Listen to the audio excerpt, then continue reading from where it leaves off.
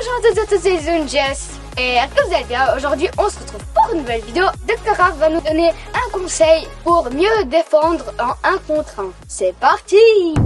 Ok Eli, alors aujourd'hui vidéo consacrée aux défenseurs. On avait déjà fait quelques vidéos sur ce sujet, notamment sur le travail en 1 contre 1. On en a déjà fait quelques-unes, tu sais déjà te positionner aux 3/4, connais aussi certaines attitudes à avoir face à un attaquant, c'est une chose. Mais aujourd'hui, je vais te donner un petit conseil et je vais donner un petit conseil à tes abonnés, surtout aux défenseurs, qui de temps en temps se retrouveraient face à un attaquant qui arrive lancé sur eux, donc en conduite de balle. Vous êtes le dernier défenseur, vous devez sauver l'équipe et on fait tous cette faute un jour ou l'autre. Il arrive lancé sur nous, il passe à gauche ou à droite et on laisse traîner ce fameux pied. Il se prend dedans et c'est penalty, une faute de dernier recours et finalement l'équipe est en danger à cause de ça et c'est bien dommage parce que cette faute elle est évitable. Et c'est ce petit conseil que je vais essayer de vous donner pour éviter d'en arriver à cette faute, même si on l'a tous fait une fois dans notre vie, ça arrive. Aujourd'hui, après avoir vu cette vidéo, peut-être que vous pourrez éviter ce genre de situation. T'es prêt? Ouais. Et du football. Tu vas jouer le rôle du défenseur sur cette première phase, juste pour montrer comment toi tu vas faire pour essayer de me prendre la balle. Moi je vais venir en conduite de balle, je vais te passer à gauche ou à droite, puis tu montres comment tu fais pour essayer de me stopper. Ouais.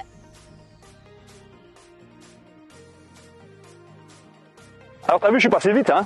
Ouais. T'es d'accord que dans une situation comme celle-ci, ça va être difficile de m'arrêter. T'es obligé de faire une faute. T'as peut-être même l'idée de mettre ton corps en opposition pour pouvoir m'éviter de passer, mais si tu fais ça puis que j'arrive lancé, l'arbitre il va siffler faute. Donc tu peux pas le faire ça tout le temps. Le problème c'est que j'arrive vite et tu as l'impression que j'arrive tellement vite que je n'arrive pas à me prendre la balle. Et vous les jeunes, il y a aussi un autre truc, vous êtes obsédés par le ballon. Donc il faut essayer de trouver quelque chose, maintenant une astuce pour pouvoir ne pas être surpris et par la vitesse à laquelle l'adversaire arrive et ne pas être forcément focus tout de suite sur le ballon. D'accord? On va faire les choses en étapes.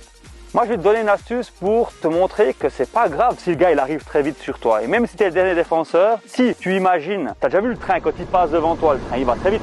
Par contre, si tu es dans une voiture qui suit le train en même temps que le train, tu as l'impression qu'il va moins vite. Pourtant, il va toujours à la même vitesse. Pourquoi? Parce que la voiture aussi elle est rapide. Parce que la voiture elle avance aussi avec le train. Donc forcément, tu as l'impression qu'il est moins rapide et donc à ce moment-là, tout devient plus facile parce que tu as l'impression que tu as le temps de pouvoir à ce moment-là essayer de prendre le ballon ou faire autre chose et tu peux plus être surpris par la vitesse à laquelle il arrive. Donc moi, ce que j'essaie de t'expliquer ici, c'est que quand tu es comme ça en train d'attendre ton attaquant, c'est pas de rester sur place ou de faire juste un petit pas comme ça quand il arrive pour essayer d'y prendre la balle, mais de déjà essayer de le suivre en reculant peut-être avec lui. Ou alors essayer de courir avec lui dans une direction pour essayer de l'amener à quelque part sous le terrain, d'un côté ou de l'autre. Mais tout ça, ça va aider à le freiner. Parce que c'est ça que tu veux. Tu ne peux pas essayer d'y prendre la balle quand il va vite comme ça, parce que là on a vu que c'est risqué, tu peux faire une faute. Tandis que si tu peux déjà en 2 temps, d'abord le freiner en l'accompagnant, là il va être obligé de ralentir.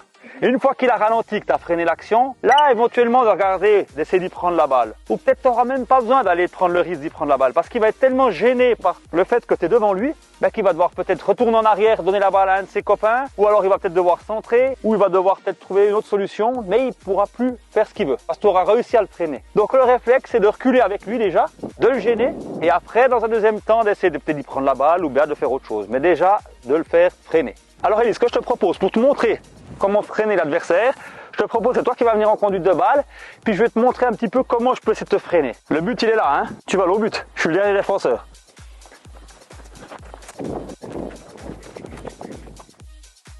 T'as vu là, je t'ai bien gêné, hein. Et là le défenseur, il a rempli son premier rôle. Je t'ai empêché d'aller au goal pour aller marquer un but, ou alors te mettre sur une bonne position de frappe, et puis là tu pouvais être très dangereux pour marquer. Ça c'est le premier rôle. Te prendre la balle, t'as vu, j'ai pas trop regardé le ballon, hein, moi. Tout ce que j'ai fait, moi, je t'ai suivi pour t'empêcher d'avancer. Juste en reculant. Et j'avais pas l'impression que tu allais vite, parce que je reculais en même temps que tu avançais. Donc, j'avais l'impression qu'on était ensemble. J'avais tout le temps de pouvoir regarder où tu allais, puis j'avais pas l'impression que tu allais vite. Contrairement à avant, où je t'ai passé à une vitesse, t'as rien compris. Cette image du train qui avance très vite avec la voiture qui se met aussi en route pour pouvoir être à la hauteur du train, ça il faut essayer de l'imaginer ici. Donc tu vas te mettre entre ces deux assiettes là, on va pas utiliser le ballon, c'est juste pour te montrer sans ballon la différence quand j'arrive à fond puis j'essaie de passer sur ta gauche ou ta droite. T'as vu la flèche là, hein? Ça passait vite. Et l'autre façon où cette fois tu vas reculer avec moi. Voilà. T'as vu là, c'était toi la voiture qui s'est mise en route puis qui a commencé à suivre le train. C'était beaucoup plus difficile pour moi, tu étais devant moi, j'étais déjà en train de ralentir sans ballon. Donc on va faire la même chose avec le ballon. Et puis tu vois, c'est exactement le même but, c'est ça. C'est de se mettre à la vitesse de la personne qui arrive très vite pour pouvoir après, dans un deuxième temps, essayer d'y prendre la balle ou d'y passer devant si on peut mettre son corps en opposition ou le tacler. Ouais.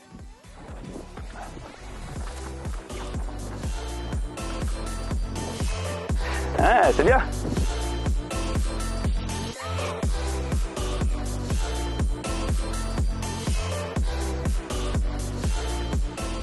C'était bien Ellie, tu m'as ralenti dans ma course, c'était très bien. Juste encore une petite chose, ne commence pas à reculer trop vite. Parce que si tu commences à reculer, puis moi je suis encore trop loin, c'est trop facile pour moi. Parce qu'à ce moment-là, si je suis encore un peu éloigné, et ici tu sais toujours pas si je vais peut-être pouvoir la passer à quelqu'un ici, ou si je vais déjà décider de shooter, tu sais pas encore à ce moment-là. Donc attention, attends vraiment le moment où tu vois que je vais t'affronter, puis que je vais tenter quelque chose pour te dribbler. Même en pleine course, tu vois à un moment donné, il va changer de rythme l'attaquant ou faire quelque chose pour essayer de te passer. Et là, à ce moment-là, tu dis ok, là il faut que je recule parce qu'il va vraiment venir sur moi. Une fois qu'on a fait ça, c'est une chose, Ellie, tu as réussi à me freiner et ça, c'est la première chose qu'il fallait faire, c'était ton premier rôle en tant que défenseur, freiner l'avancée de l'attaquant. Suivant où tu vas te trouver sur le terrain, soit dans les 16 mètres, soit sur le côté, près du poteau de corner, peu importe, là, une fois qu'il a ralenti, ça devient intéressant et tu vas pouvoir mettre en application ce qu'on avait dit, éventuellement, y passer devant pour y prendre le ballon si tu en laisses l'opportunité, ou alors de tacler la balle en touche pour écarter le danger, ou alors s'il revient sur l'intérieur pour frapper, se mettre devant, faire opposition pour essayer de gêner son shoot ou de contrer son shoot. Tout ça, c'est une histoire de timing et il faut le faire en deux temps. D'abord, on freine l'avancée de l'attaquant et après, on va essayer d'y prendre la balle si vraiment on veut essayer d'y prendre la balle. Alors Ellie, t'as vu là-bas, c'est le grand but, il est grand, hein? C'est celui-là que tu dois protéger. Ok. Moi, je vais arriver, tu dois m'empêcher de frapper ou de marquer. Alors soit tu vas m'amener sur un côté, tu resteras debout, et puis tu pousses le ballon éventuellement en corner ou sur la touche au besoin, mais tu n'es pas obligé de le faire. Tu me gênes dans mon avancée et tu essaies d'éviter que je frappe. Et ça, ta mission, elle sera réussie, d'accord? Parce que peut-être dans un match, tu ne seras pas tout seul. Après, il y a des autres coéquipiers qui vont venir, qui vont pouvoir t'aider, et puis ben, ça va freiner l'action.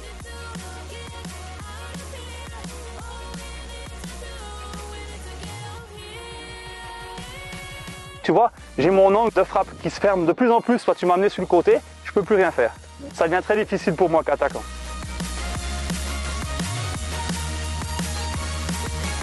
Bien joué.